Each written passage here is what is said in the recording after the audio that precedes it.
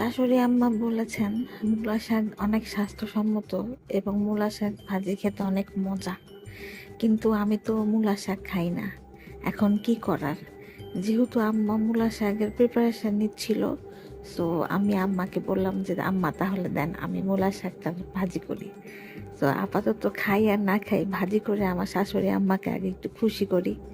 কিন্তু ভাজতে ভাজতে মনে হলো জিনিসটা আসলে খুব একটা খারাপ না, জিনিসটা খাওয়া যায়। আসলে নিজের হাতে কোনো কিছু রান্না করলে সেটা এমনিতেই খেতে মন চায়।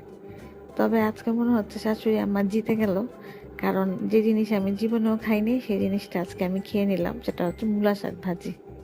আপনারাও চাইলে কিন্তু এভাবে মূলা শাক ভাজি করতে পারেন। এটা আসলে আমার শাশুড়ি আম্মার স্পেশাল রেসিপি। এই মূলা শাক আগে লবণ দিয়ে ভালো মতো মেখে একেবারে চেপে চেপে এর থেকে সব পানি বের করে একদম শুকনা শুকনা একটা ভাজি হয়। এটাকে পেঁয়াজ রসুন দিয়ে ভাজি ভাজি করা হয়। কিন্তু জিনিসটা আসলে খেতে আসলেও মজা। তো আমি আসলে কোনোদিন খাইনি, গতকালকে প্রথম খেলাম, তাই ভাবলাম আপনাদেরকেও বলি যে শাশুড়ি মার মন জয় করতে যে একটা নতুন খাবার খেয়ে ফেললেন।